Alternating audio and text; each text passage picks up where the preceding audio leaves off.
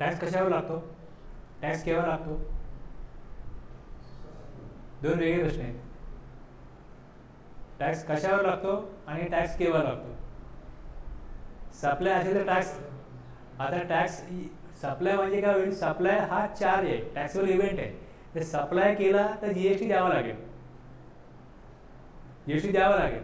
म्हणजे एखाद्या माणसाने समजा चोरी केली किंवा अगदी खून केला, तर तो खुनी म्हणून त्याला पहिल्यांदा काय केलं जातं, आरोपी केलं जातं. मग त्याचा आरोप सिद्ध झाला काय तो गुन्हेगार होतो. आणि मग तो गुन्हा सिद्ध झाल्यानंतर मग त्याला फाशी होते ना, बरोबर आहे. म्हणजे चार्ज कशावर आहे, सप्लायवर आहे. पण चार्ज द्यायचा कधी, तुम्ही सप्लाय केला हे कधी सिद्ध होतं, हे कधी प्रूव्ह होतं. तुमची प्रोसेस कशी आहे बघा. सगळ्यात पहिले आपण ज्यावेळेस काम सुरू करतो, कुठल्याही बिझनेसमध्ये प्रकार काय असतो, परचेस ऑर्डर येते, बरोबर आहे ना. परचेस ऑर्डर आल्यानंतर कळतं की कुठल्या प्रकारचं मटेरियल पाहिजे, त्याचा रेट काय असणार आहे, क्वांटिटी काय असणार आहे, डिस्पॅच कधीपर्यंत पाहिजे, डिलिव्हरी कधीपर्यंत पाहिजे, या सगळ्या टर्म्स असतात परचेस ऑर्डरप्रमाणे. मग परचेस ऑर्डरप्रमाणे पुढे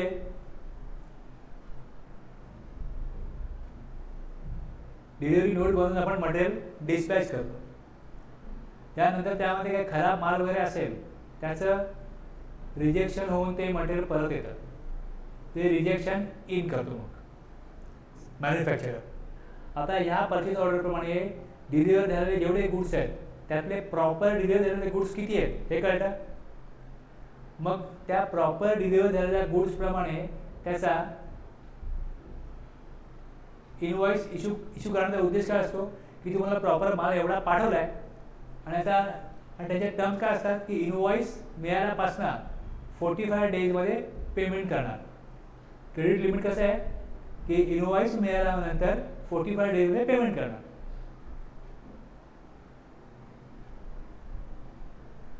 आता याच्यानंतर जर काही गुड्स वगैरे डिफेक्टिव्ह असतील काय असतील तर मग ते गुड्स रिटर्न केले जातात, त्याच्या अगेन्स्ट क्रेडिट नोट बनते.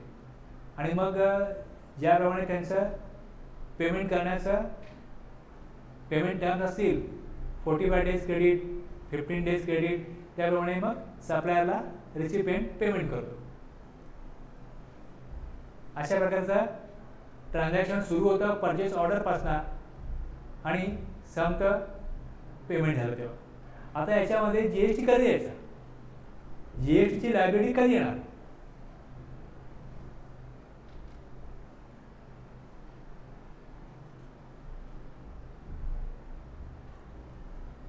बरोबर, तुम्हाला हे सांगितलं आता. Supply consists of element that can be separated in time, like purchase order agreement, dispatch of goods, delivery of goods, किंवा provision or performance of services, entry in the records, payment. आणि मग बँकेमध्ये पेमेंट डिपॉझिट केलं जातं. या प्रोसेसमध्ये कुठलं असं इव्हेंट आहे, कुठलं असं त्याच्यामधलं ट्रान्झॅक्शन आहे ज्या ट्रान्झॅक्शन्सच्या अगेन्स्ट टॅक्स द्यावा लागेल. आता आपण बघितलं, आपण टॅक्स इनवॉइस बघितला की टॅक्स इनवॉइस कधी बनवायचं हे सांगितलं ना.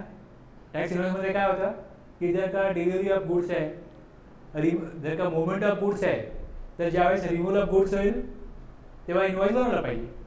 अदर केसमध्ये जेव्हा गुड्सचं कलेक्शन असेल त्यावेळेस इनवॉइस बनवला पाहिजे, त्याच्या अगोदर किंवा त्यावेळेस. आणि सर्व्हिसच्या केसमध्ये 30 दिवसामध्ये इनवॉइस बनवला पाहिजे, हे बघितलं ना आपण.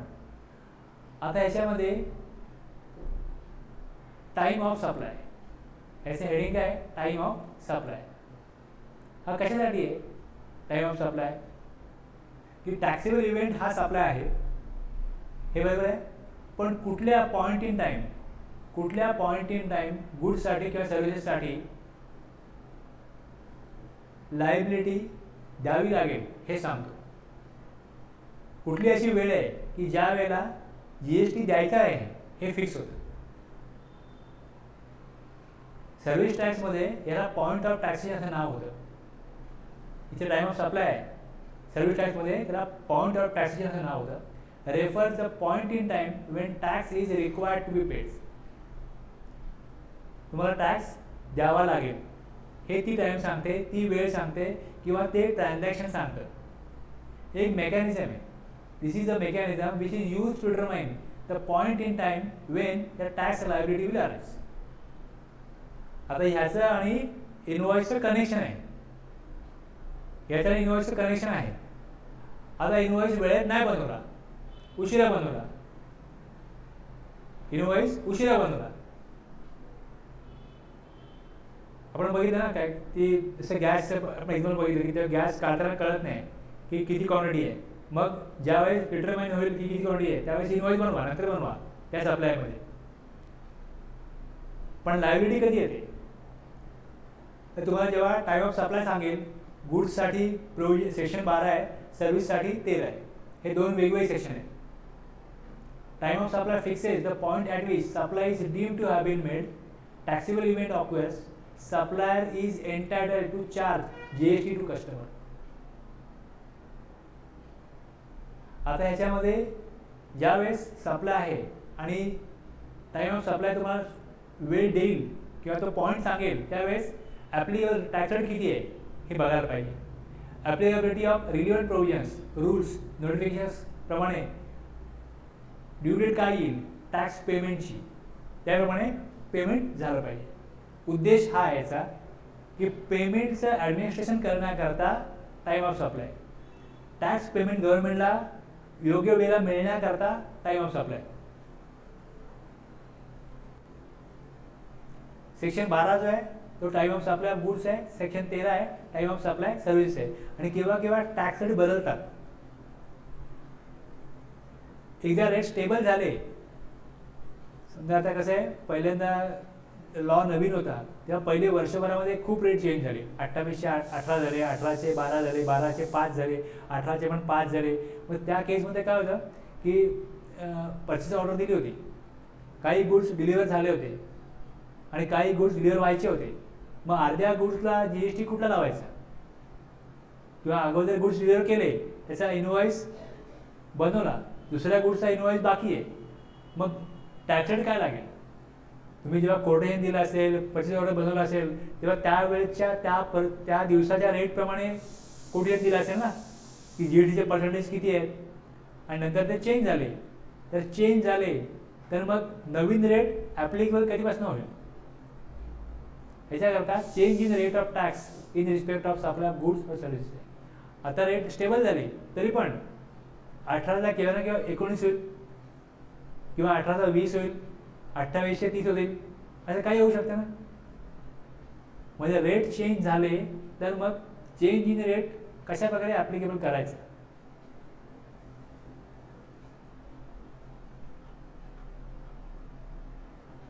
आता बघा याच्यामध्ये काय आहे 12(1) मध्ये एवढं दिलंय की सेक्शन 12 जो आहे त्यातला सेक्शन 1 हे सांगतो the liability to pay tax on goods shall arise at the time of supply as determined in accordance with this provision. ते गुड्ससाठी सेक्शन 12 जो आहे तो गुड्ससाठी आहे, हे सबसेक्शन 1 सांगतो. आता 12(2) मध्ये फॉरवर्ड चार्जसाठी टाइम ऑफ सप्लाय सांगितलं आहे. 12(3) मध्ये रिव्हर्स चार्जसाठी, रिव्हर्स चार्जमध्ये सप्लाय आहे, लायबिलिटी रिव्हर्स चार्जमध्ये आहे तर त्याचा टाइम ऑफ सप्लाय वेगळा आहे. फॉरवर्ड चार्जमध्ये टाइम ऑफ सप्लाय वेगळा आहे. आता आपण काय वाउचर्स वगैरे बघतो ना, डिस्काउंट वाउचर नाही, डिस्काउंट वाउचर वेगळं आहे. त्यानं मी गेलो आणि मी काय परचेस केलं तर मला 10% डिस्काउंट वाउचर मिळतं की पुढच्या वेळेला याल तेव्हा 10% तुम्ही तुमच्याकडनं आम्ही कमी घेऊ. डिस्काउंट वाउचर नाही. एक फिक्स आहे की तुम्ही आमच्याकडनं 5,000ची खरेदी केली, तुम्ही आता आमच्या कुठल्या पण शॉपमध्ये जा, तुम्हाला तिकडे जाऊन एक ठराविक वस्तू ही फ्री मिळेल. किंवा तुम्हाला 1,000ची तुम्ही कुठली वस्तू घ्या, 1,000ची कुठली वस्तू तुम्हाला फ्री मिळेल. आणि ज्यावेळेस मला स्पेसिफिक सांगितलं आहे की तुम्ही आमचं सबस्क्रिप्शन घ्या आणि तुम्हाला एक इस्त्री मिळेल, माझी ना इस्त्री असते ना, वाउचर दिलं जातं की तुम्ही इस्त्री घ्या, आणि 4-5 दुकानाची नावं दिली, त्या तुम्ही दुकानामध्ये जाऊन ती इस्त्री घेऊ शकता. ते वाउचर आहे त्यावर ECS सप्लाय फिक्स आहे. की तुम्हाला वाउचर दिलं आहे पण सांगितलं की तुम्ही ह्या दुकानात जाऊन किंवा तुम्ही डीमार्टमध्ये जाऊन 1000ची खरेदी करू शकता. त्यावेळेस 1000मध्ये तुम्ही काय खरेदी करणार आहात हे आयडेंटिफायबल नाही आहे. तुम्ही जे इस्त्री खरेदी कराल ते इस्त्रीवर GST किती % आहे? समजा 18% तर फिक्स आहे ना, 18% GST येणार आहे. पण जेव्हा तुम्हाला हे सांगितलं आहे की तुम्ही 1000पर्यंत खरेदी करू शकता, तेव्हा तुम्ही 1000 असं डीमार्टमध्ये जाऊन अशा वस्तू घ्याल ज्यावर टॅक्सच लागणार नाही. मग त्यावेळेस टाइम ऑफ सप्लाय काढणार कसा काय? वाउचरशी आता आपल्याकडे वाउचरचा वापर खूप वाढला आहे, बरोबर आहे. त्यामुळे वाउचर्स करता एक वेगळं सेक्शन त्यांना करायला आहे. आता ह्या forward charge, reverse charge, vouchers ह्या 3 पेक्षा वेगळं काय अशा प्रकारचं ट्रान्झॅक्शनचं असेल आणि ज्यामध्ये टाइम ऑफ सप्लाय काढता येत नसेल तुम्हाला सेक्शन 12(2), 12(3) किंवा 12(4) प्रमाणे, तर मग 12(5) प्रमाणे त्याचा टाइम ऑफ सप्लाय फिक्स केला जातो. आणि 12 सबसेक्शन 6 मध्ये time of supply of addition in value by way of interest etcetera. Payment late झाला ना, जर पेमेंट लेट केलं, समजा तुमचं 30 डेज क्रेडिटचं लिमिट आहे आणि तुम्ही 30 दिवसामध्ये पेमेंट केलं, तुम्हाला जे कोटेशन दिलं आहे त्यात तुमचं पेमेंट टर्म काय की तुम्हाला गुड्स क्रेडिटवरती मिळतील आणि तुम्ही विदिन 30 डेज पेमेंट करायचं. पण जर तुम्ही 30च्या ऐवजी 40 दिवस पेमेंट करायला घेतले तर 10 दिवसाचं तुम्हाला एक्स्ट्रा काही फीज, पेनल्टी, इंटरेस्ट द्यावा लागेल. मग त्यावेळेस सप्लायर काय करतो, जी अमाऊंट वाढली आहे त्याच्यावरती एक डेबिट नोट बनवतो.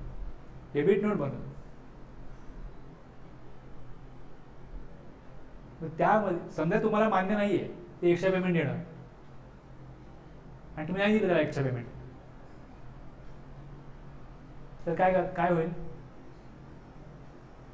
तो जेव्हा एक्स्ट्रा समजा 1500 रुपये एक्स्ट्रा लावेल तेव्हा GST त्याला लावायला लागेल. तो GST त्याला जमा करायला लागेल आणि तुम्ही त्याला पेमेंटच नाही केलं तर त्याच्या पॉकेटमधून ती अमाऊंट जाईल टॅक्सची. तर ह्या केसमध्ये ज्या वेळेस तुम्हाला ते पैसे वसूल होतील त्यावेळेसच तुम्ही ते पैसे भरा. लायबिलिटी तशा प्रकारची, त्याकरता म्हणून वेगळा सेक्शन आहे. असे हे 5 सबसेक्शन आहेत ज्यामध्ये गुड्सचा सप्लाय होत असेल तर टॅक्स कधी भरायचा हे समजतं. कन्सेप्ट कळला, बॅकग्राऊंड कळलं.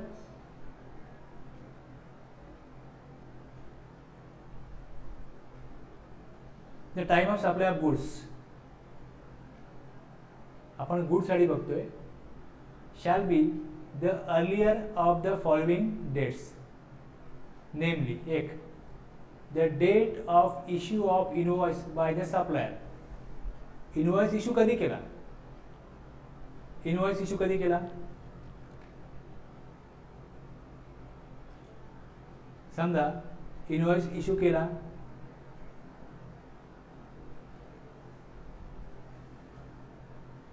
2 ऑक्टोबरला. गुड्स डिलिव्हर कधी केले? 5 ऑक्टोबरला. ओके, आता याची टॅक्स लायबिलिटी कधी येईल?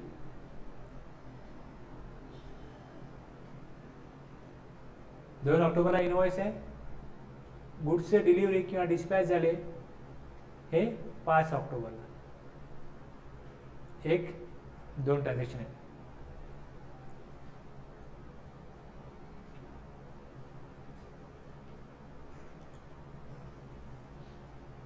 और काय दिलं इकडे? और पण दिले. Or the last date on which he is required under section 31 to issue the invoice with respect to the supply. आता आपण सेक्शन 31 जर बघायला गेलो, सेक्शन 31 ला काय सांगितलं आपल्याला? 31 मध्ये काय सांगितलंय? जर तुम्ही नॉर्मल सप्लाय करत असाल, वन टाइम सप्लाय, तर रजिस्टर्ड पर्सननी कधी इनवॉइस इश्यू करायचं आहे? बिफोर. मी 5 तारखेला माल डिलिव्हर केलाय, त्याच्या अगोदर मी इनवॉइस 2 तारखेला इश्यू केला. डिलिव्हरी कधी केली? 5 तारखेला. मग एक तारीख काय? 5. डिलिव्हरी कधी केली, रिमूव्हल ऑफ गुड कधी केले, 5 तारखेला. इनवॉइस कधी इश्यू केला, 2 तारखेला.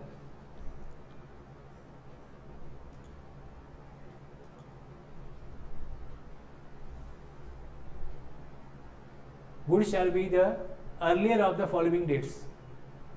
Goods shall be the earlier of the following dates. एक, the date of issue of invoice by the supplier. 2 तारखेला इनवॉइस इश्यू केला आणि द लास्ट डेट कधी इनवॉइस इश्यू करायला पाहिजे होता, 5 तारखेला. लास्ट डेट काय होती, 5 तारीख. ह्या 2 मधली अर्लियर डेट काय, अर्लियर डेट काय 2 आहे. मग 2 तारखेला टॅक्स लायबिलिटी येईल. हे सोपं आहे ना. आता मी उलटं करतो, मग तुम्हाला लक्षात येईल काय मला काय म्हणायचं. समजा हे असं नसतं, हे असं असतं की 1 तारखेला गुड्स डिलिव्हर केले आणि 2 तारखेला इनवॉइस, सॉरी इथे काय दिलं, 2 ऑक्टोबर ना, 2 ऑक्टोबर आणि 5 ऑक्टोबर. 2 ऑक्टोबरला गुड्सची डिलिव्हरी केली आणि इनवॉइस इश्यू केला 5 ऑक्टोबरला. 5 ऑक्टोबरला तर लायबिलिटी कधी येईल, इनवॉइस कधी इश्यू करायला पाहिजे होता, 2 ऑक्टोबरला डिलिव्हरी केली ना, मग इनवॉइस 5 ऑक्टोबरला इश्यू केला, पण 2 ऑक्टोबरला इनवॉइस इश्यू करायला पाहिजे होता. मग last date of issue invoice काय, डिलिव्हरी बघितली जाणार नाही. टाइम ऑफ सप्लाय म्हणतो डिलिव्हरी आम्ही बघत नाही. आम्ही काय बघतो, इनवॉइस इश्यू कधी केला आणि invoice issue last date invoice issue करायची काय होते. डेट ऑफ इनवॉइस इश्यू करण्याची एक डेट आहे, पण ॲज पर सेक्शन 31(1) प्रमाणे इनवॉइस कधी इश्यू करण्याची गरज होती, लास्ट डेट काय होती, 2 ऑक्टोबर होती. मग 2 ऑक्टोबरला टाइम ऑफ सप्लाय होतो, 2 ऑक्टोबरला लायबिलिटी येते. कळलं. आता समजा हे असं नसतं, हे असं नसतं, इथे 2 ऑक्टोबर नसता, या 2 ऑक्टोबरच्या ऐवजी इकडे डिलिव्हरी केली असती, डिलिव्हरी केली असती 2 ऑक्टोबरच्या ऐवजी जर 30 सप्टेंबरला डिलिव्हरी केली असती, 30 सप्टेंबर डिलिव्हरी केली असती आणि इनवॉइस इश्यू कधी केला, 2 ऑक्टोबरला. मी जर का ऑक्टोबरला इनवॉइस इश्यू केला तर मी जीएसटी भरणार कधी याचा, ऑक्टोबरचा आपण कधी भरतो, 20 नोव्हेंबरला भरतो. पेमेंट नंतर आहे, पेमेंटसाठी वेगळी प्रोव्हिजन आहे. पण जर का आता सप्टेंबरला इनवॉइस इश्यू करायला पाहिजे होता तर टाइम ऑफ सप्लाय काय सांगतो की लायबिलिटी तुम्ही इनवॉइस बनवला, इनवॉइसच्या प्रोव्हिजनप्रमाणे तुम्ही इनवॉइस बनवला, पण जर तुम्ही डिलिव्हरी 5 ऑक्टोबरच्या अगोदर केली, 30 सप्टेंबरला केले, तर इनवॉइस हा 30 सप्टेंबरला इश्यू व्हायला पाहिजे होता. तुम्ही इनवॉइस जरी 5 ऑक्टोबरला बनवला असला तरी तुम्हाला जीएसटी 30 सप्टेंबर प्रमाणे देय आहे. जीएसटीची लायबिलिटी टाइम ऑफ सप्लायच्या प्रोव्हिजन प्रमाणे 30 सप्टेंबरला तुमची जीएसटीची लायबिलिटी येते. इनवॉइस मागे पुढे होऊ शकतो, पण लायबिलिटी ट्रीटमेंट कशामुळे होते, लायबिलिटी फीस कशामुळे होते, टाइम ऑफ सप्लाय गुड्समुळे होते. कळलं.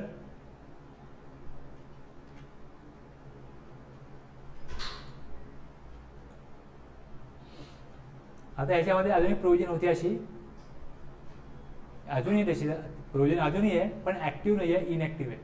The date on which the supplier receives the payment with respect to supply. Advance जर घेतला असेल ना, समजा 2 लाखाचा माल आहे, त्याने 50,000 जर ॲडव्हान्स घेतले, तर त्या 50,000ची टाइम ऑफ सप्लाय ॲडव्हान्स घेतला त्यावेळेस त्याच्यावर टॅक्स द्यायला लागेल. आता ॲडव्हान्स घेतला तर ज्या वेळेला 2%, 5% मार्जिन घेऊन मॅन्युफॅक्चरिंग कंपनी बिझनेस करते. 10 रुपयाचं तुम्हाला ताक मिळते ना, त्याच्यावर डिस्ट्रीब्युटर 25 पैसे वगैरे कमवतो.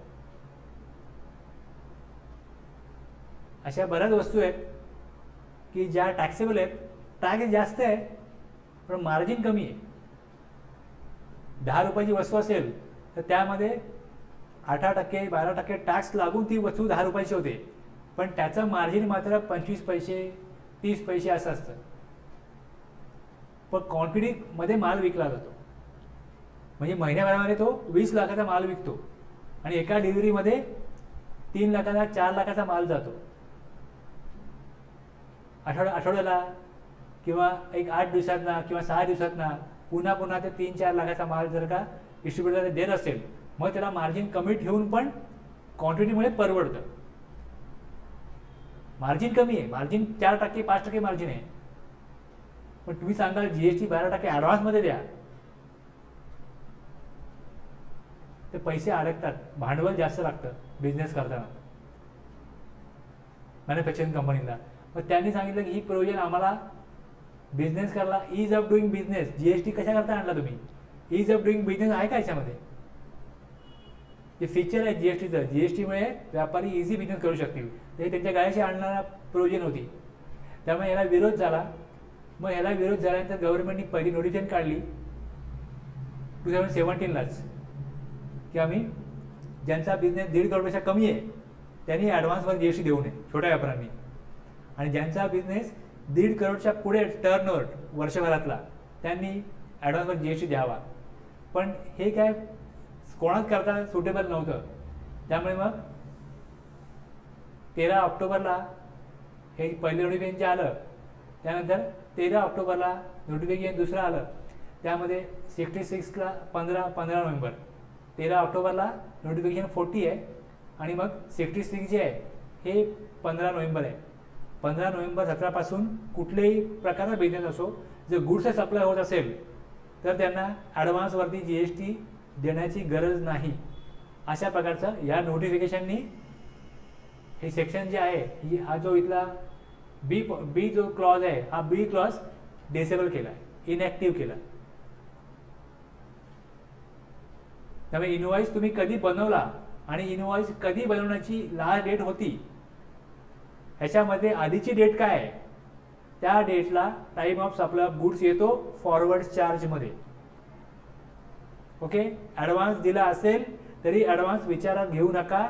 टाइम ऑफ सप्लाय ऑफ गुड्ससाठी, टॅक्स देण्यासाठी, टॅक्सच्या लायबिलिटीसाठी ॲडव्हान्स विचारात घेऊ नये, सप्लाय ऑफ गुड्स असेल तर.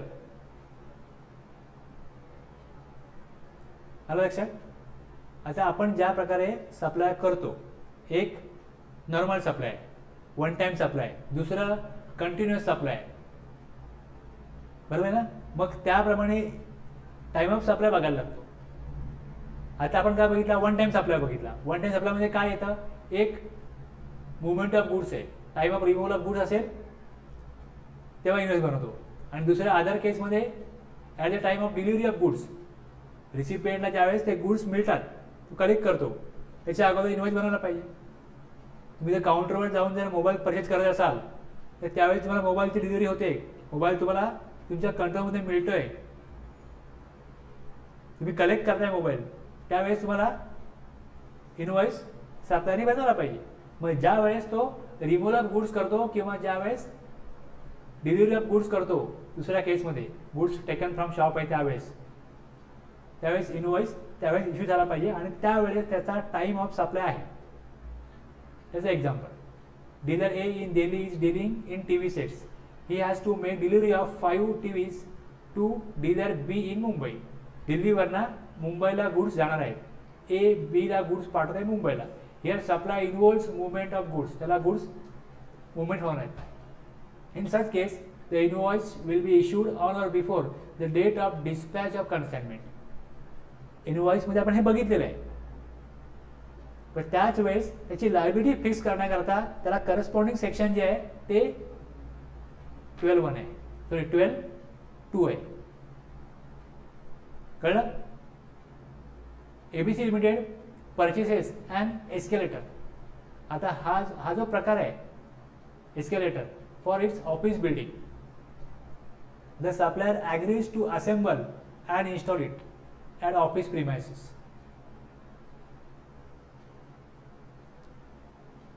काही वस्तू कशा असतात की जिकडे त्या वापरायच्या आहेत तिकडे इन्स्टॉल केल्याशिवाय त्या वापरण्याजोग्याच नसतात. त्यामुळे एस्केलेटर आहे, जनरेटर आहे, या वस्तू कशा आहेत, तुम्ही मला त्याचं कार्य चालू करून द्या, जी फंक्शनॅलिटी जी आहे ती ॲक्टिव्ह करून द्या, इनेबल करून द्या. असंच कोणी मागणार ना. टी व्ही घेतल्यावरती पूर्वी जेव्हा अँटेना यायचा किंवा आता पण आपण जे बघतो डिश टी व्ही आहे ते घेतल्यावरती डिश टी व्ही घेऊन जा असं काय होत नाही ना. डिश टी व्ही लावून देण्याची किंमत त्यामध्ये इन्क्लूड असते. इव्हन हा जर टी व्ही घेतला तरी याचं जे वॉल फिक्सिंग आहे ते करून देतात त्या कॉस्टमध्ये. तुम्ही टी व्ही घेऊन जा, फिक्सिंग तुम्ही तुमचं करा आणि कॉस्ट कमी करा, किंवा आपण सांगतो की आम्ही आमचं फिक्सिंग करू, आम्हाला तेवढी कॉस्ट कमी करा, तेवढं तसं नाही. जी कंपनी कॉस्ट आहे त्यात ते इन्क्लूडच आहे. तुम्हाला 1 इयर सर्व्हिस दिली आहे त्यामध्ये ते इन्क्लूडच आहे, किंवा 2 इयर सर्व्हिस आहे त्यामध्ये ते इन्क्लूडच आहे. ते काही पैसे कमी होणार नाही. म्हणजे तुम्ही त्या क्लॉजवरती बार्गेनिंग करू शकत नाही. आता इथे एस्केलेटर आहे, जनरेटर आहे, अशा वस्तू its building. The supplier agrees to assemble and install it office premises here since the supply does not require movement of the generator sets. The invoice must be issued at the time when the escalator is made available to ABC Limited. इथे generator नाही पाहिजे, इथे काय पाहिजे, एस्केलेटरच पाहिजे. Okay. अशा प्रकारचं generator किंवा एस्केलेटरचं असेल तर ते कार्य तिकडे ज्यावेळेस ते सगळं प्रॉपर फिक्सिंग केलं जाईल, टेस्टिंग केलं जाईल की ते काम करते, तेव्हाच ते सप्लाय झाला असा अर्थ होतो.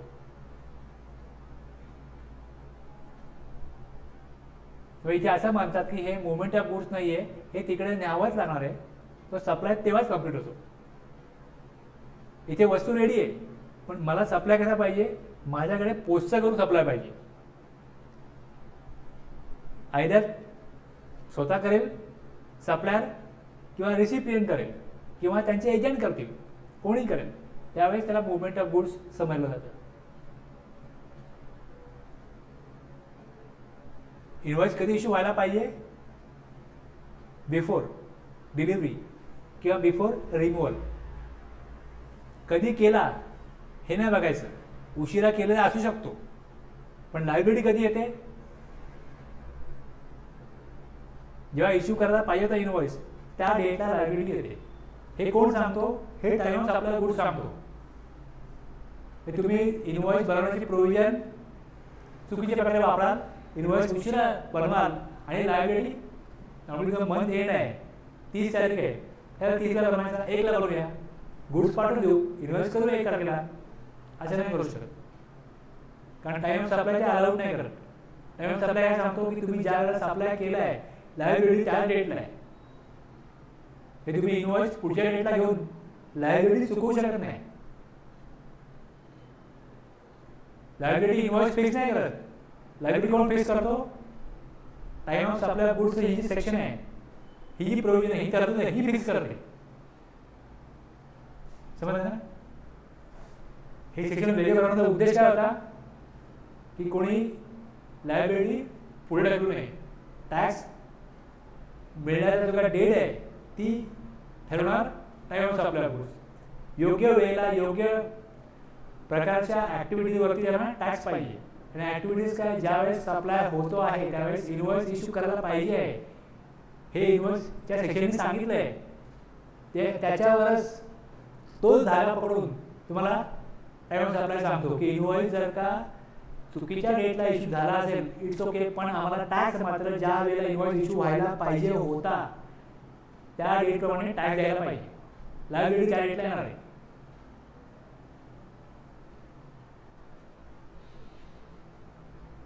कन्फ्युजन काय शिकलो याच्यामध्ये आपण आता. सेक्शन कुठला होता आपला, 12(2).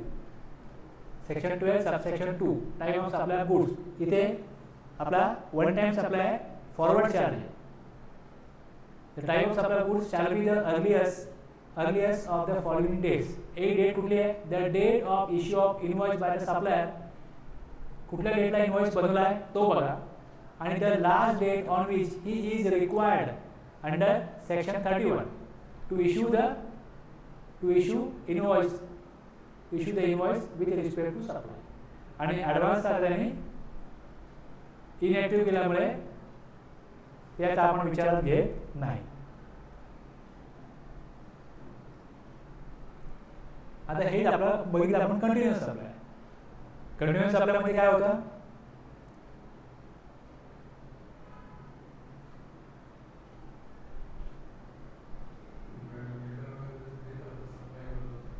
वाचा मला वाचल्यानंतर मला काय विचारायचं आहे, इन्व्हॉइस कधी बनवायचं आहे. कंटिन्युअस सप्लाय गुड्समध्ये इन्व्हॉइस कधी बनवायचं आहे.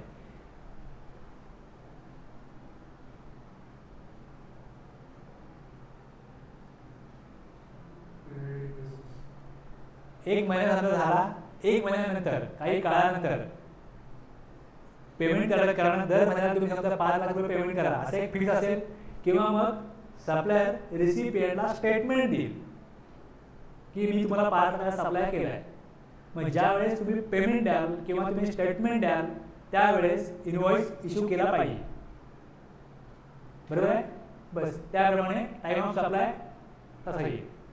मग आता एक्झाम्पलला काही बघा त्याच प्रकारे येईल ना मग, की a cement manufacturing company generates certain waste materials which are supplied to a recycling factory through a pipeline on a continuous basis.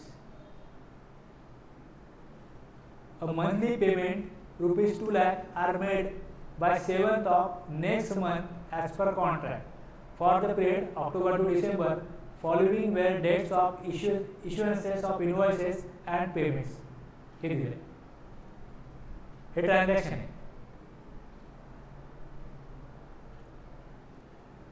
October, November, December 3 महिन्याचा तुम्हाला त्यांनी डेट दिल्या. Date of issuance of invoice, invoice issue कधी केला, 4 तारखेला. Date of payment काय, 6 तारखेला. आता इन्व्हॉइस इश्यू कधी केला, 1 monthly payment of ₹2 lakh are made. Example 1 आहे, example 1 monthly payment of ₹2 lakh are made by 7th of next month as per contract. म्हणजे जर का ऑक्टोबर महिना गेला तर पेमेंट कधी करायचं, नोव्हेंबरच्या 7 ला पेमेंट करायचं. नोव्हेंबर महिना गेला तर नोव्हेंबरला जो सप्लाय केला आहे त्याचं पेमेंट 7 डिसेंबरला करायचं. अशा प्रकारे त्यांचा कॉन्ट्रॅक्ट आहे. आता इन्व्हॉइस इश्यू कधी केला, date of issuance of invoice 4 November. Payment कधी केलं, 6 नोव्हेंबर. ॲडव्हान्सवर टॅक्स आहे का, नाही. ॲडव्हान्स विचारायला घेत नाही आपण. 4 नोव्हेंबरला काय झालं, टाईम ऑफ सप्लाय. नोव्हेंबरला 6 डिसेंबरला इन्व्हॉइस बनवला, 8 ला पेमेंट केलं. 6 डिसेंबरला काय आलं, टाईम ऑफ सप्लाय. इन्व्हॉइस तसंच आहे. डिसेंबरला काय केलं, 9 जानेवारी. 9 जानेवारीला इन्व्हॉइस इश्यू केला. 9 जानेवारीला इन्व्हॉइस इश्यू केला आणि पेमेंट कधी केलं, 5 तारखेला. आता त्यांची ॲज पर ॲग्रीमेंट 7th आहे. 7 तारखेला सप्लाय करायचा, 7 तारखेला आहे. मग सप्लाय कधी होणार आहे, 7 तारखेला. Recycling factory through a pipeline continuous basis. Waste material आहे, वेस्ट मटेरियल ते सप्लाय करणार, ते वेस्ट मटेरियल ते विकत घेणार, पाईपलाईन थ्रू ते विकत घेणार, अशा प्रकारे सप्लाय.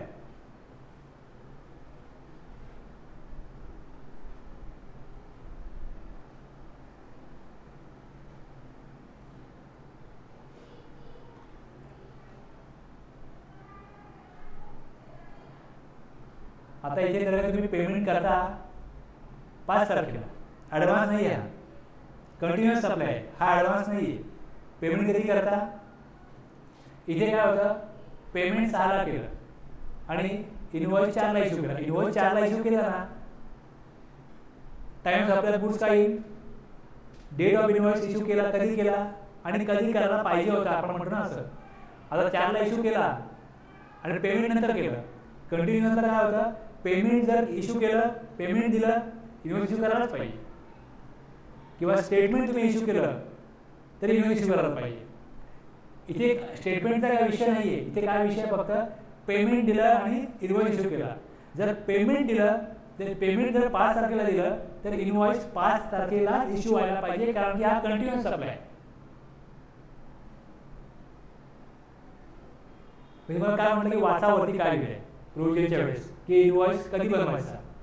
हा ॲडव्हान्स नाही आहे. ॲडव्हान्सवरती टाईम ऑफ सप्लाय आपण काढत नाही. पण कंटिन्युअस सर्व्हिसमध्ये जर पेमेंट अगोदर दिला तर इनवॉइस पेमेंटच्या अगोदर बनवा, पेमेंटच्या डेटला बनवा. आणि जर स्टेटमेंट दिलं, पेमेंट नाही आलं पण स्टेटमेंट दिलं, कंटिन्युअस सप्लाय ऑफ गुड्स आहे, तरी इनवॉइस बनवा. आता इनवॉइस बनवला, पेमेंट नंतर आलं. इनवॉइस बनवला, पेमेंटची डेट नंतरची आहे. इनवॉइस अगोदर बनला, अर्लियर काय, invoice date, time of supply invoice प्रमाणे येईल.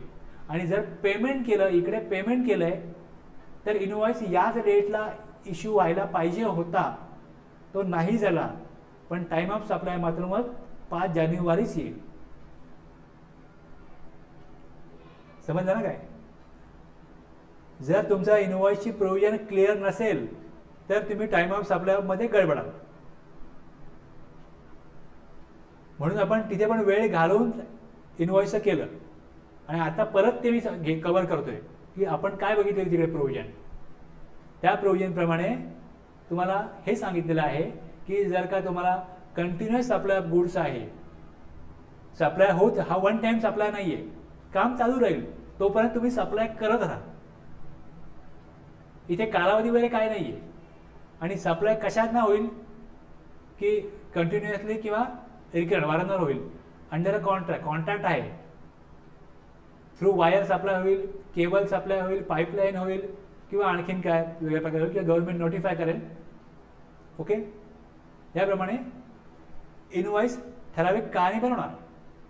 मग स्टेटमेंट जेव्हा बनवलं जाईल, सप्लाय किती झाला त्यावेळेस इनवॉइस बनवला पाहिजे. किंवा जर पेमेंट झालं तर पेमेंटच्या वेळेस इनवॉइस इश्यू झाला पाहिजे. तुम्हाला पैसे मिळतात ना सप्लायरकडनं, रिसिपियंट, मग तुम्ही आम्हाला टॅक्स द्यायला पाहिजे. त्यामुळे इथे पेमेंटच्या अगेन्स्ट टॅक्स आहे. तुम्ही सप्लाय केला आहे त्याच्या अगेन्स्ट तुम्हाला कधी पेमेंट मिळालं आहे. तुम्ही म्हणा पेमेंट पार्टलीच मिळालं, पूर्ण मिळालं नाही, पण पेमेंट तुम्हाला मिळालं आहे ना, मग तुम्ही टॅक्स द्यायला पाहिजे. आणि जर स्टेटमेंट इश्यू केलं, स्टेटमेंट तर 5 लाखाचं आहे आणि नंतर पेमेंट 2 लाखाचं मिळालं, स्टेटमेंट 5 लाखाचं बनलं ना, मग 5 लाखाचा टॅक्स जमा करायला लागेल. सप्लाय तुम्ही 5 लाखाचा केला पण तुम्ही सप्लायचं स्टेटमेंट नाही दिलं, पेमेंटच तुम्हाला आलं 2 लाखाचं, मग 2 लाखावर टॅक्स द्या. स्टेटमेंटमध्ये काय जातं, स्टेटमेंटमध्ये तुमचा सप्लायचा आकडा जातो ना. जर सप्लायचा आकडा तुमचा फायनल झालेला आहे आणि कंटिन्युअस सप्लाय, इनवॉइस इश्यू करा. इनवॉइस तुम्हाला ही प्रोव्हिजन इनवॉइस इश्यू करायला लावते आणि तो टॅक्सची लायबिलिटी पण तुमच्या डोक्यावर टाकते. अशी जर प्रोव्हिजनच केली नाही तर गव्हर्नमेंटला टॅक्स मागण्याचा अधिकारच राहत नाही ना. पेमेंटच नाही आलं, पेमेंट येऊ न येऊ तुम्ही त्यांना स्टेटमेंट दिलं ना. तुमचं कॉन्ट्रॅक्ट काय, कॉन्ट्रॅक्टमध्ये तुम्ही आम्हाला दर 5 तारखेपर्यंत सप्लाय किती केला हे कळवा आणि तुम्हाला आम्ही 10 तारखेपर्यंत पेमेंट करू,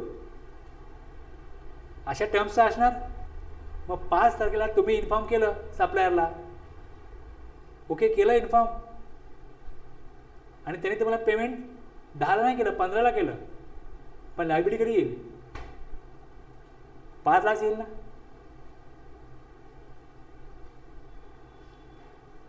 आणि तुम्ही जर स्टेटमेंट इश्यू केलं तर तुम्हाला जीएसटी प्रोव्हिजन काय सांगते, स्टेटमेंट इश्यू केलं तर इनवॉइस बनवा. कंटिन्युअस सप्लाय ऑफ गुड्स आहे, as per section 31 subsection 4 invoice issue करायला पाहिजे. तुम्हाला इनवॉइस इश्यू करण्याकरता वेगळा सेक्शन आहे, तो इनवॉइस तुम्हाला इश्यू करायला सांगतो. आणि टाईम ऑफ सप्लाय काय सांगतो की तुम्ही इनवॉइस कधी इश्यू केला आहे आणि इनवॉइस तुम्ही कधी इश्यू करायला पाहिजे होता, या 2 डेट काढा आणि त्यातली जी अगोदरची डेट आहे ती तुमचा time of supply of goods आहे. म्हणजे मी स्टेटमेंट जर 5 तारखेला बनवतो आणि त्याच्या अगोदर मी इनवॉइस 2 तारखेला बनवला तर काय प्रॉब्लेम नाही गव्हर्नमेंटला. पण मी स्टेटमेंट जर 5 तारखेला बनवतो तर मला 5 तारखेला इनवॉइस बनणारच पाहिजे. ऑल्दो पेमेंट मला 10 तारखेला येते, पेमेंट मला 15ला येते. पेमेंट तुम्हाला कधी मिळतं, रिसिपियंटकडनं, ते गव्हर्नमेंटला लायबिलिटीमध्ये डिटरमाइन होत, ते लायबिलिटी कन्सिडर होत नाही, ते विचारात घेतलं जात नाही. विचारात काय घेतलं जाईल, तुम्ही इनवॉइस इश्यू कधी केला, स्टेटमेंट कधी बनवलं, त्याच्या अगोदर इनवॉइस इश्यू केला, बस त्या डेटला तुमची टॅक्स लायबिलिटी आली. तुम्ही जो सप्लाय केला आहे त्याच्या अगेन्स्ट तुम्ही जो टॅक्स कलेक्ट करणार आहात, तुम्हाला पेमेंट सप्लायरनी केलेलं नाही आहे, अजून रिसिपियंटनी केलेलं नाही आहे, पण सप्लायर तुम्ही गव्हर्नमेंटला टॅक्स द्यायचा. लायबिलिटी फिक्स झाली. कळलं ना? ही क्लिअरिटी असल्याशिवाय टॅक्स वसुली होणार नाही ना. त्यामुळे इनवॉइसची प्रोव्हिजन वेगळी आहे आणि टाईम ऑफ सप्लायची प्रोव्हिजन वेगळी आहे. पण ह्या दोन प्रोव्हिजन एकमेकांना लिंक करून टॅक्सची डेट फिक्स होते. एकदा का टॅक्सची डेट फिक्स झाली, ठीक आहे, 5 ऑक्टोबरला लायबिलिटी फिक्स झाली. पेमेंट देणार कधी तुम्ही? पेमेंट तुम्ही रिटर्न भरा, त्यात सप्लाय डिक्लेअर करा आणि 20 तारखेला पेमेंट करा. पहिले फिक्स तर होते. म्हणजे एखादा व्यक्ती आरोपी असतो, मग ती केस कोर्टात जाते, मग त्याच्यावरती तो जो गुन्हा दाखल केला आहे तो जर का पुरावे सगळे सादर झाले आणि तो गुन्हेगार सिद्ध झाला तर मग त्याला शिक्षा कधी द्यायची? ती मग गव्हर्नमेंट त्यांच्या सुविधेनुसार त्याला शिक्षा देते. एखाद्याला फाशी द्यायची तर कधी फाशी द्यायची? बरोबर आहे ना? मग एकंदरीत सगळी परिस्थिती बघून योग्य डेटला योग्य ठिकाणी त्याला फाशी दिली जाते ना. तसंच आहे. तुम्हाला इनवॉइस कधी बनवायचा हे पहिले सांगितलं. हा इनवॉइस बनवा, इनवॉइसमध्ये काय काय पाहिजे हे सगळं सांगितलं आणि मग तुम्हाला टाईम ऑफ सप्लायमध्ये सांगितलं की तुमचं लायबिलिटी कधी येणार आहे. लायबिलिटी आलेली आहे, मग तुम्ही ती भरायची कशी? मग तुम्ही सेट ऑफ वगैरे बघाल, बरोबर आहे ना, सगळं कराल. मग पेमेंट कधी करायचं, रिटर्न कुठला भरायचा, त्या प्रोव्हिजन वेगळ्या. हे सगळं लिंकिंग आहे. हे तुम्हाला लिंकिंग सगळं लक्षात आलं पाहिजे. अजून आपला एक टॉपिक बाकी आहे इनपुट टॅक्स क्रेडिटचा. तो तुमचा एक झाला मग तुम्हाला लिंकिंग येईल की सप्लाय आहे, मग फॉरवर्ड चार्जमध्ये का रिव्हर्स चार्जमध्ये, बरोबर आहे. मग त्याप्रमाणे त्याचा टॅक्स रेट काय, इनवॉइस कधी बनवायचा, मग ही लायबिलिटी कधी येते, मग त्याचा सेट कुठल्या प्रकारचा सप्लाय आहे, राज्यामधला आहे, राज्याबाहेरचा आहे, IGST आहे, मग CGST AGST आहे, मग IGST लायबिलिटी कशाप्रकारे वापरायची हे बघितलं ना आपण. पेमेंट ऑफ टॅक्समध्ये बघितलं की IGST पहिले युटिलाइज करा. हे सगळं एकमेकांशी लिंक करून या सगळ्या प्रोव्हिजन लक्षात घेऊनच तुम्ही फायनली तुम्ही भराल. आणि त्यात पण अजून आपला एक टॉपिक बाकी आहे की कुठलं क्रेडिट घेऊ शकतो, कुठलं क्रेडिट घेऊ शकत नाही, आणि चुकीचं क्रेडिट घेतलं तर मग त्याचं रिव्हर्सलच्या प्रोव्हिजन काय आहेत. हे एवढं सगळं तुमचं क्लिअर झालं का तुम्ही कुठे अडणार नाही. आता जो अडण्यासारखे पॉईंट आहेत ते आपण शेवटी घेतलेले आहेत.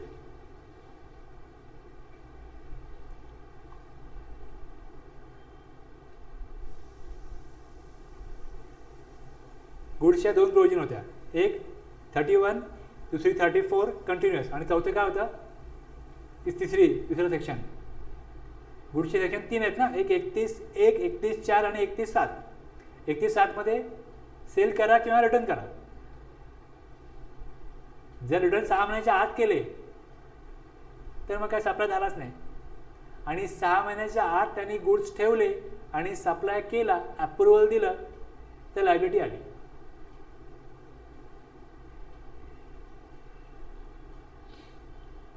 Certain goods are sent by Mr. Limay on sale on approval or return basis to Mr. Kamble on 22nd April. The supply gets confirmed and invoice is issued. आता कन्फर्म झाला सप्लाय, 22 तारखेला काय केलं की गुड्स पाठवले. केस 1 मध्ये 20 ऑगस्टला supply confirm झाला. 20 ऑगस्ट, एप्रिलपासून 20 ऑगस्ट दिवस झाले किती, महिने झाले किती, 6 महिन्याच्या आतमध्ये. Payment in each of cases is made on 23rd November.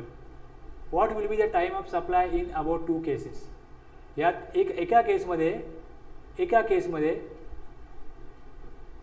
त्यांनी 20 ऑगस्टला कन्फर्म केलं आणि दुसऱ्या केसमध्ये 22 नोव्हेंबरला ते गुड्स कन्फर्म केले, अप्रुव्हल दिलं गुड्सला. टॅक्स लायबिलिटी कधी येईल?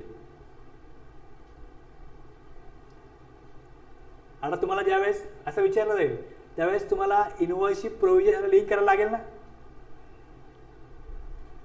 हे जे एक्झाम्पल आहे की या 22 एप्रिलला ज्यावेळेस गुड्स डिस्पॅच करतो त्यावेळेस तो 31 प्रमाणे सप्लाय नाही आहे, ते गुड्स त्यांनी नाही विकले तर परत मी घेणार आहे अशा बोलीवरती मी गुड्स पाठवले.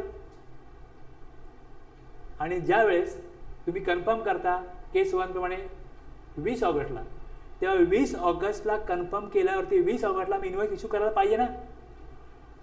20 ऑगस्ट प्रमाणे 20 ऑगस्ट बघा पहिलं removal of goods 22 April, invoice हे वेगळं आहे, हे तेच आहे ना, ठीक आहे. 12/2 हां, ॲक्सेप्टन्स कम्युनिकेटेड विदिन 6 मंथ. इथे काय झालं, acceptance communicated within 6 month of removal of goods. Removal of goods 22 April. आता याच्यामध्ये कन्फर्म कधी केले 20 August.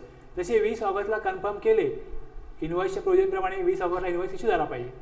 Accepted by recipient 20 August, invoice issue केला 20 ऑगस्टला.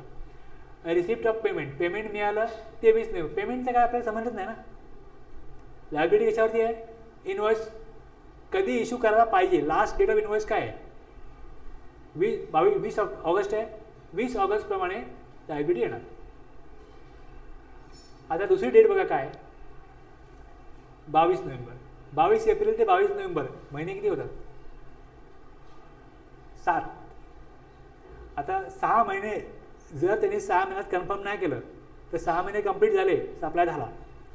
सप्लाय ज्या डेटला झाला डेटला इनवॉइस इश्यू व्हायला पाहिजे. 22 एप्रिलला रिमूव्हल ऑफ गुड्स आहे, issue of invoice 22 November, accepted by recipient 22 November, receipt of payment 23 November.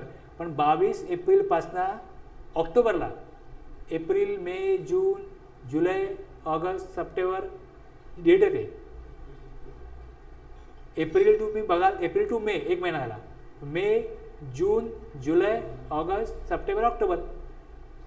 21 ऑक्टोबरला 6 महिने पूर्ण होणार आहे. 22चा सप्लाय म्हणजे 21 ऑक्टोबरला 6 महिने कंप्लीट झाले. त्यांनी कन्फर्म करो या न करो तो सांगायचं नाही, गुड रिटर्न घेऊन जा म्हणजे कन्फर्म झाले, डीम टू बी कन्फर्म. मग इनवॉइस इश्यू कधी व्हायला पाहिजे होता, इनवॉइस इश्यू व्हायला पाहिजे होता 21 ऑक्टोबरला. तुम्ही इनवॉइस इश्यू करता 22 नोव्हेंबरला, लायबिलिटी 22 नोव्हेंबरला येत नाही, लायबिलिटी येते 21 ऑक्टोबरला. आलं लक्षात. आता इथे आपल्याकडे प्रोव्हिजन काय होती, the date of issue of invoice by the supplier आणि the last date on which he is required. त्याला इनवॉइस इश्यू करण्याची गरज कधी होती, 6 महिने पूर्ण होतात त्यावेळेस इनवॉइस त्याला इश्यू करायला पाहिजे होता. मग त्याप्रमाणे त्या प्रोव्हिजनप्रमाणे ही प्रोव्हिजन कुठे लागू आहे की तुम्हाला लास्ट डेट काय असेल इनवॉइस इश्यू करायची.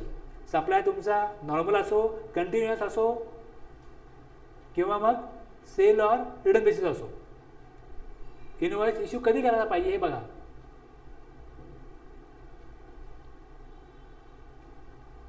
ओके,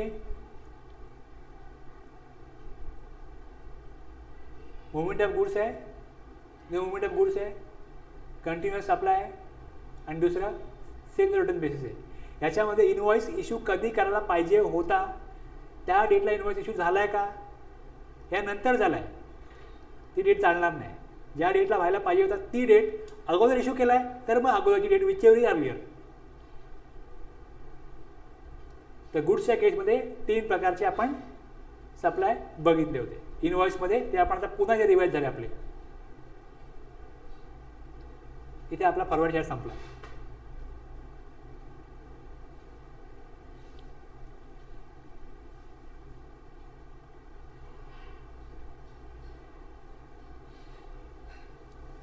आता रिव्हर्स चार्जमध्ये काय असतं, रिव्हर्स चार्जचा पहिला अर्थ लक्षात घ्या. टॅक्स कोणाला द्यायचा आहे, रिसिपियंटला द्यायचं आहे. इन केस ऑफ सप्लाईज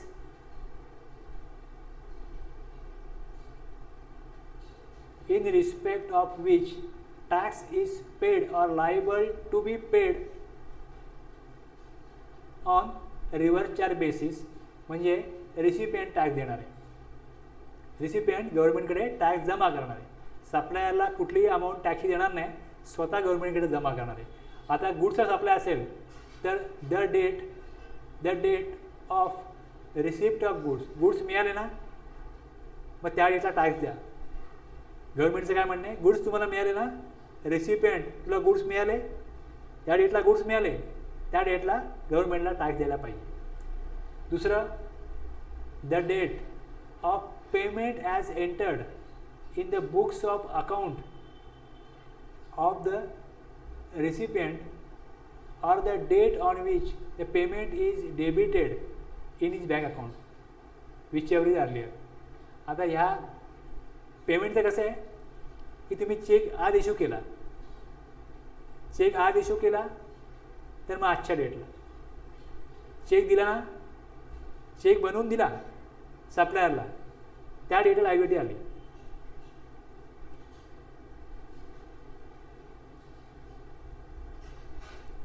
किंवा दुसरं काय दिलं आहे, the date on which the payment is debited in his bank account. बँकेतनं पैसे कधी गेले. आता जर का चेक बनवला आणि त्याची एंट्री केली सिस्टीममध्ये, चेक बनवला सिस्टीममध्ये एंट्रीच नाही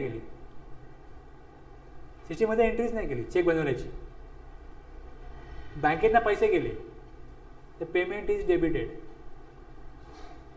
बुकमध्ये एंट्री कधी केली, मी काय बोलतो बघा.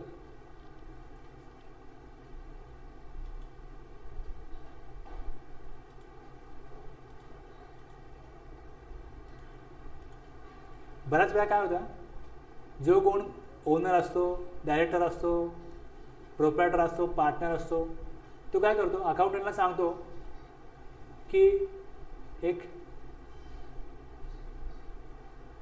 टॅक्सचं पेमेंट आहे किंवा कुठल्याही पार्टीचं पेमेंट आहे ते केलं आहे म्हणून एंट्री कर. तर त्यांनी चेक कधी दिला आहे, 4 दिवसापूर्वी दिला आहे, डेट काय टाकली आहे काहीच माहीत नाही, आजच्या डेटला एंट्री करून टाक. तुम्ही एंट्री केली 4 तारखेला, ओके. पण त्यांनी तो चेक अगोदर दिलेला असतो आणि तो 3 तारखेला ते पैसे बँकेतनं गेलेले असतात. असं होतं की नाही कधी. रिकन्साईल करताना कळतं की अरे आपण ते एंट्री 4ला गेले पण बँकेतनं पैसे 3ला गेलेत. जर प्रॉपर तुमच्याकडेच पूर्ण कंट्रोल आहे की आपण 3ला चेक इश्यू केला आहे, तर तुम्ही काय कराल, 3लाच एंट्री कराल ना बुक्समध्ये. बुक्सला एंट्री ज्या दिवशी चेक बनवला आणि पार्टीला दिला त्याच दिवशी आपण एंट्री करू, आणि जेव्हा रिकन्साईल करू तेव्हा पैसे 5ला गेले, मग रिकन्साईलला ती एंट्री 5च्या डेटला घेतली जाईल. असंच होतं ना.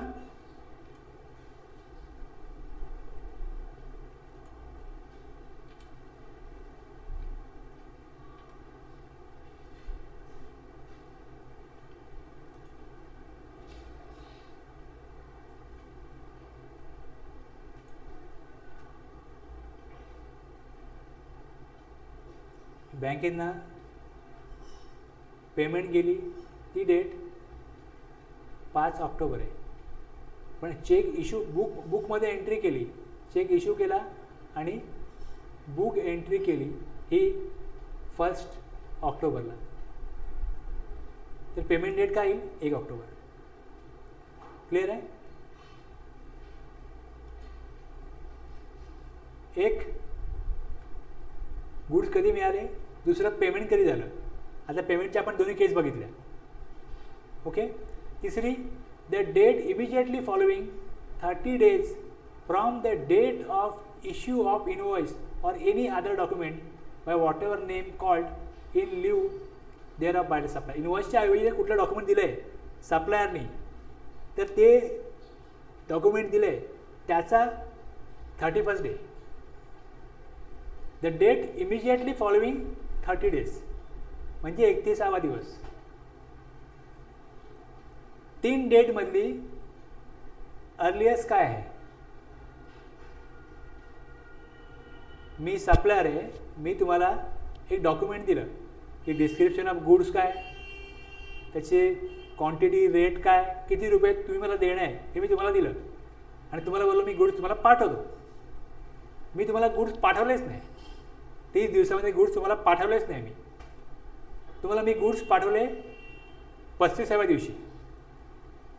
ओके, तर 31व्या दिवशी जी डेट येते ना, त्या डेटला ॲज अ रिसिपियंट तुमची लायबिलिटी येईल. याचा अर्थ तो आहे the date immediately following 30 days.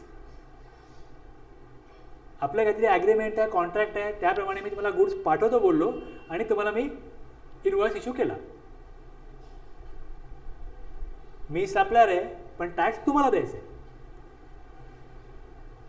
Goods तुमच्याकडे येईस्तोवर 30 दिवस उलटून गेले असतील तर 31व्या दिवशी तुमची जबाबदारी बनते. तुमची time of supply of goods reverse चार्जमध्ये असं आहे की ॲज अ रिसिपियंट तुम्हाला 31व्या दिवशी गव्हर्नमेंटकडे टॅक्स द्यावा लागेल. त्या डेटला तुमची लायबिलिटी फिक्स झाली. ठीक आहे, तुम्ही मला पेमेंट कधी पण द्या, तुम्हाला मी गुड्स आज पाठवले, आजच्या डेटला तुमची लायबिलिटी फिक्स झाली. मी सप्लायर आहे, तुम्ही रिसिपियंट आहात, टॅक्स तुम्हाला जमा करायचा आहे, रिव्हर्स चार्ज आहे, तुम्हाला गुड्स मिळाले. दुसरी डेट, मी तुम्हाला गुड्सही दिले नाही, मी तुम्हाला इनवॉइस पण दिला नाही, तुम्ही पेमेंट दिलं. पेमेंट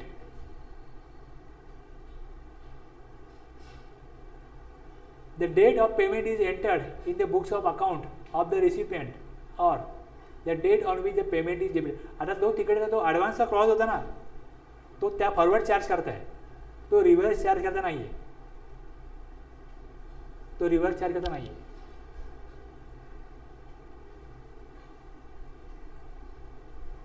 ओके, आता इकडे हे 3 केस दिल्यात.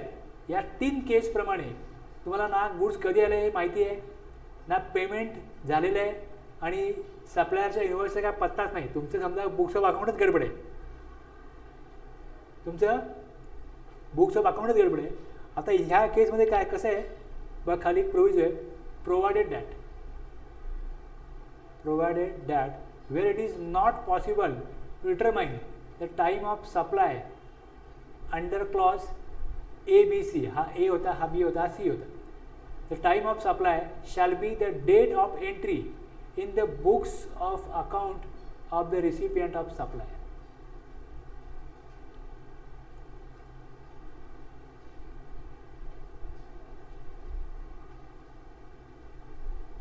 टॅक्स कोणाला द्यायचा आहे? रिसिपियंटला द्यायचं आहे.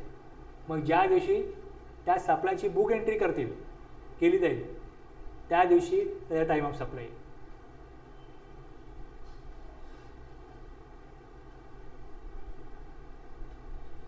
सप्लायरचा इनवॉइस नाही आहे, पेमेंट सप्लायरला केलेलं नाही, पण गुड्स आलेत ना, मग गुड्स कधीतरी स्टॉकमध्ये दिसतात. अरे स्टॉकमध्ये गडबड आहे, गुड्स आले होते कधी, पण आता काय माहीत नाही गुड्स कधी आले. मग जी डेट टाकली जाईल, not possible to determine the time of supply shall be the date of entry in the books of account of the recipient of supply.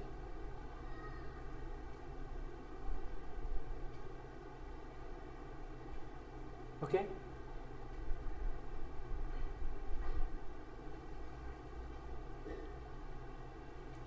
आपण आता 3 गोष्टी बघितल्या. एका बघितलं पेमेंट करता, या 2 मधलं कुठला पेमेंट अगोदर झालं आहे, बुक एंट्री अगोदर आहे का बँकेनं पैसे अगोदर गेले, ती डेट. त्यानंतर date of the receipt of goods,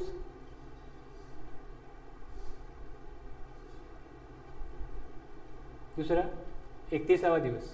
ह्या 3 मधलं विचेवर अर्लियर, एवढंच आहे. आणि when the date cannot be determine above date entry of the books of account of the recipient of the supply.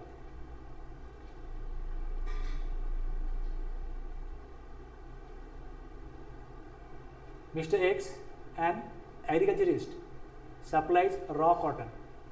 आता रॉ कॉटनमध्ये आपण रिव्हर्स चार्जचे काही गुड्स बघितले होते, त्यात रॉ कॉटन होतं ज्यामध्ये रिसिपियंट टॅक्स भरतो.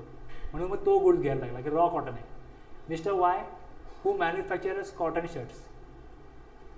वाय जो आहे तो एक्सकडनं रॉ कॉटन घेतो जो कॉटन शर्टचा मॅन्युफॅक्चर आहे.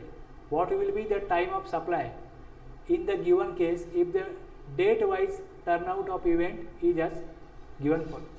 1/4ला काय केलं, Y approaches mister Y approaches to X and places an order for 2 tons of cotton. म्हणजे ही आपली परचेस ऑर्डर झाली. परचेस ऑर्डरवरती परचेस ऑर्डरच्या डेटला टाईम सप्लाय येतो का, नाही. ऑर्डर दिली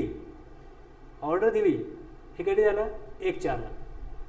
10/4ला mister Y receive the goods. 10/4ला गुड्स मिळाले.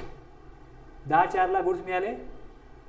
Date of receipt of goods काय, 10/4. दुसरं, mister X issues and invoice. 15/4ला त्यांनी इनवॉइस इश्यू केला. आता 15/4ला इनवॉइस इश्यू केला तर आपल्याला काय सांगितलं आहे, 31वा दिवस बघा.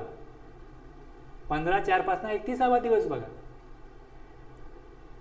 पुढे 20/4ला mister Y makes a payment by cheque and record it in the books of account. 20/4ला पेमेंट केलं. Date of payment 20/4. Date with the payment gets debited. बँकेचा पेमेंट कधी डेबिट झालं, 25/4. त्याला चेक दिला, त्याने बँकेत प्रेझेंट केला, अकाउंटमधून पैसे गेले 25/4ला. The date immediately following 30 days. 31वा दिवस कधी येतो, 15/4 तर 16 मे. आता हे 4 आपल्याला डेट बघायचे आहेत ना. मग ह्या 4 डेटमधली अर्ली डेट काय, गुड्स मिळाले 10/4ला. बस 10/4 काय येईल, time of supply of goods reverse चार्जमधला. आता समजा हा जो 10/4ला त्यांनी 1/4ला त्यांनी अप्रोच केला.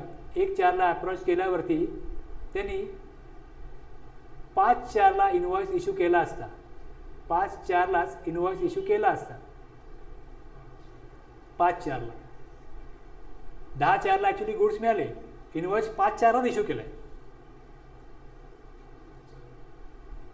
Time of supply of goods बदलेल का, 5/4 31वा दिवस काढा. रिव्हर्स चार्ज आहे ना. जसं आपण इथे काय केलं, 15/4ला 16/5 काढला, तसा इकडे 6/5. मग 10/4च्या पुढेच जाईल ना तो, 10/4च्या पुढेच जाईल. चूक इथे होते की अशा प्रकारे डेट आल्या तर आपण 31 दिवस जर विसरलो तर आपला टाईम सप्लाय गुड चुकेल. हां, तुम्ही आधी गव्हर्नमेंटला टॅक्स दिला तर तुम्हाला त्रास काय होणार नाही. गव्हर्नमेंटपासून त्रास काय नाही आहे. अगोदर तुम्ही टॅक्स देऊ शकता गव्हर्नमेंटला. ओके, कळलं. अशीच काही एक्झाम्पल आहेत, हे तुम्ही बघा नंतर पुढचं एक्झाम्पल. आता वाउचर्स आहे. हा जो वाउचर्स आहे 4, 5 आणि 6 हे सेक्शन गुड्सला आणि सर्व्हिसला दोन्हीला सेम आहे.